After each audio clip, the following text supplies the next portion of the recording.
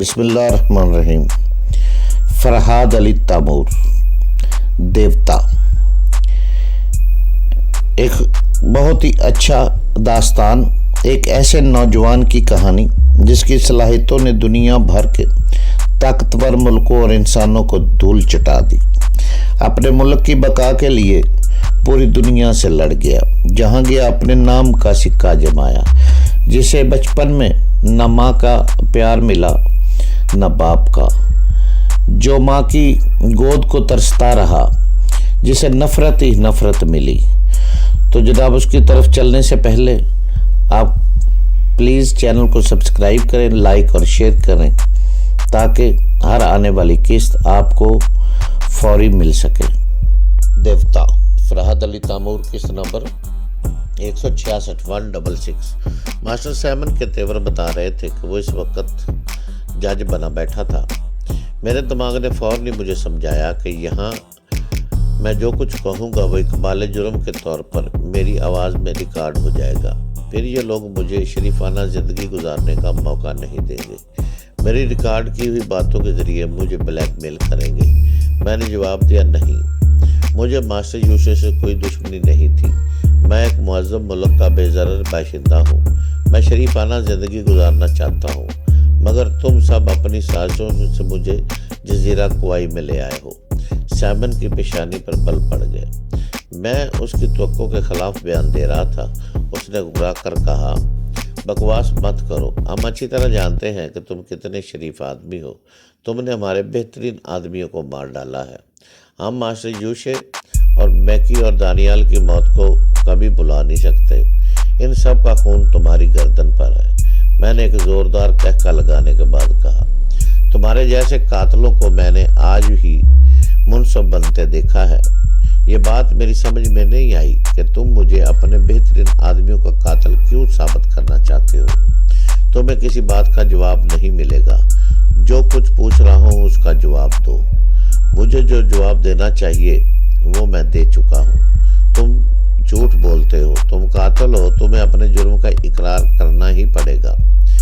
بکتے رہو، میں نے لاپرواہی سے کہا۔ ماسٹر سائمن تھوڑی دیر تک مجھے گور کر دیکھتا رہا، پھر اس نے ایک کرسی کی طرف اشارہ کرتے ہوئے کہا، جاؤ اس کرسی پر بیٹھ جاؤ۔ میں نے پیچھے پلٹ کر دیکھا۔ پچھلی دیوار کے پاس ایک ایسی کرسی پڑی تھی جس میں مختلف آلات لگے ہوئے تھے۔ میں فوراً ماسٹر سائمن کے دماغ کو پڑھنے لگا۔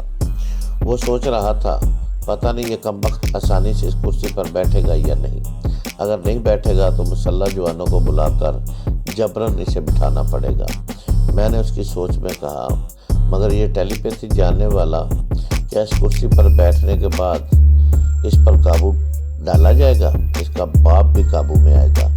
یہ کنفننگ چیئر ہے، اس پر بجلی کے جھٹکے پہنچائے جاتے ہیں۔ یہ جب تک سچ نہیں بولے گا اسے بجلی کے جھٹکے لگتے رہیں گے۔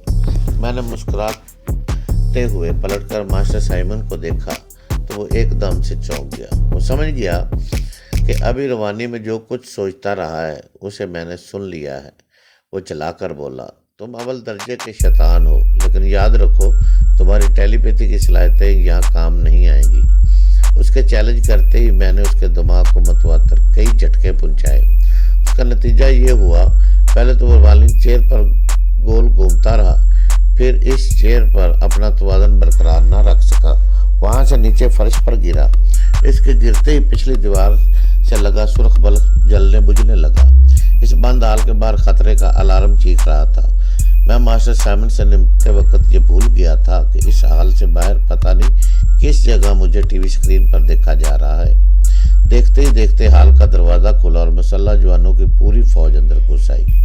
ایک بڑے حال میں پوری فوج تو نہیں آ سکتی تھی، مگر مجھے ایسے ہی لگا وہ لوگ ایسے دہشت زدہ تھے کہ فوج کی صورت میں اپنے آدمیوں کو میرے سامنے بھیجتے تھے۔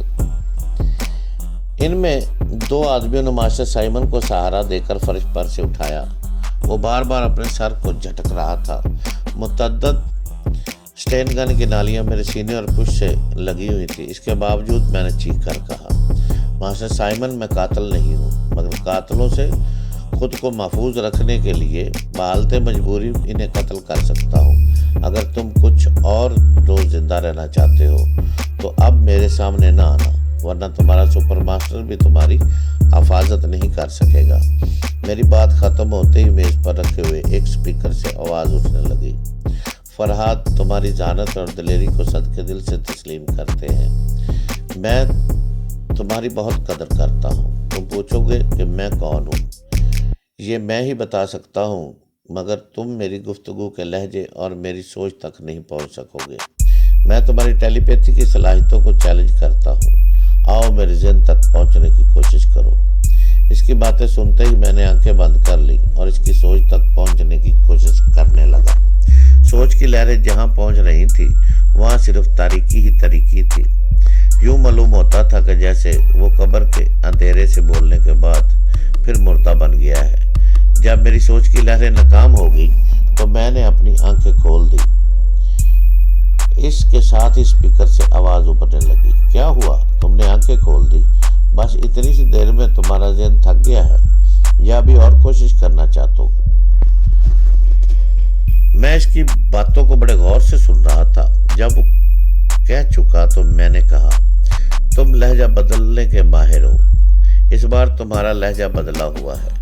पहले तुमने एक ऐसे शख्स के लहजे में गुफ्तगू की जो बहुत पहले मर चुका है। शायद अब भी किसी ऐसे ही शख्स के लहजे में गुफ्तगू कर रहे हो। ये कहते ही मैंने फौरन इस दूसरे लहजे के सहारे इसकी सोच तक पहुंचने की कोशिश की, मगर वहाँ भी खामोशी और अंधेरे के सिवा कुछ नहीं था।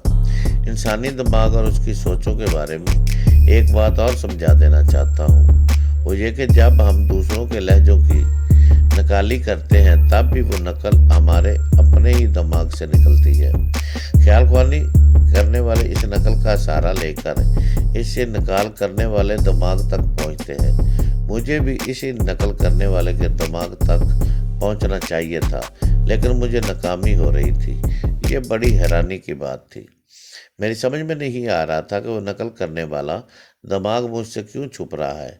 मैंने हैरानी से पूछा, तुम कौन हो? पहले तो फाकाना अंदाज में कह के सुनाई दिए, फिर आवाज़ सुनाई दी, मुझे सुपर मास्टर कहते हैं। सुपर मास्टर, वो आवाज़ चारों तरफ गूंजने लगी। Super master, super master. उसने बड़े अच्छे अंदाज में अपना तारफ कराया था। मैं मुतासर हुए बगैर न रह सका।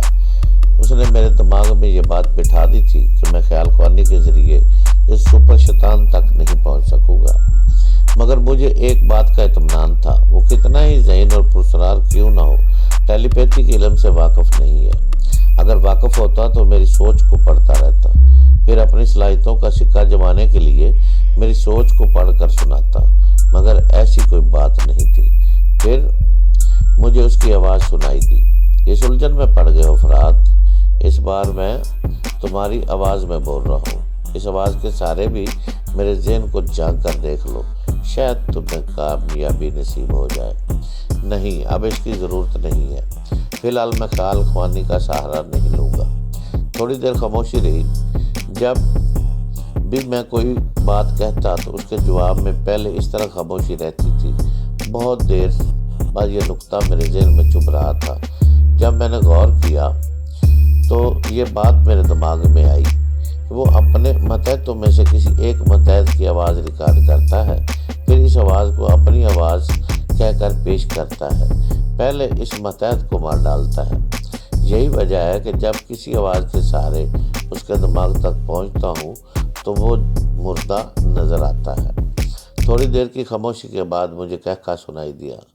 सुपर मास्टर किसी और की आवाज़ में कह रहा था, तुम मेरे साहिब में आकर कभी ख्याल ख्वानी का सहारा नहीं ले सकोगे। तुम क्या चीज़ हो फरहाद? मास्टर यूसुफ जैसा आदमी मेरे आगे घुटने टेक देता था। तुम भी घुटने के लिए आ गए हो। मैं तुम्हें इजाज़त देता हूँ कि तुम जिस कदर अपनी जहानत से काम ले सकते हो लेते रहो। दिल में ये हसरत न रहे कि तुम्हें कोई मौका नहीं मिला था। मैंने कहा, सुपर मास्टर ज़हन कुछ काम कर रहा है। तुम एक ही आवाज़ के मुख्तलिफ आदमियों को बदल देते हो। इनकी आवाज़ नशर करने से पहले इन्हें मार डालते हो। मेरी सोच की लहरें यही बताती हैं कि जिनके मैं दिमाग में जाता हूँ वो मुर्दा हो जाते हैं, और दिमाग इस वक्त मुर्दा जाते हैं क्योंकि तुम उसे मार देते हो। जब मुर्दा हो जाने वालों को तुम मार डालते रहोगे तो कितने और लोगों को मारोगे। इस बार थोड़ी देर के लिए खामोशी छाई रही। मैंने कहा, देखो, इस खामोशी का मतलब यही है कि आप दूसरी आवाज़ में मेरी बातों का जवाब रिकॉर्ड करा रहे हो। जवाब में बदली हुई आवाज़ सुनाई दी। बहुत खूब, तुम किसी हद तक मेरी टेक्निक को समझे हो, मगर तुम्हारा ये ख्याल अहमकाना है कि मैं अपने आदमियों को मार देता हूँ। मेरा हर मतहत मेरे लिए कीमती सरमाया है। मैं तुम्हें ख्वाह इस बात की इजाज़त नहीं दूंगा कि इनकी कोई जान ले सके। तुम ज़रा इंतज़ार करो। अब की बार मैं तुम्हें किसी और आवाज़ में मुखातब करता हूँ। मुझे फिर थोड़ी देर इंतज़ार करना पड़ा। इसके बाद जो आवाज़ सुनाई दी उसे सुनकर मैं चौंक गया। वो आवाज़ हाल में गूंज रही थी, फरहाद, अब मैं तुम्हें जिस आवाज़ में मुखातब कर रहा हूँ, इस आवाज़ को तुम हज़ारों में पहचान सकते हो। बोलो, ये किसकी है? मैंने शदीद हैरानी से कहा, यह मास्टर साइमन की आवाज़ है। इस बार खामोशी नहीं रही। बस इतना ही वक्फा था कि ये बात सोचने के लिए ज़रूरी होता है कि मास्टर साइमन की आवाज़ वो किस तरह बोल रहा था।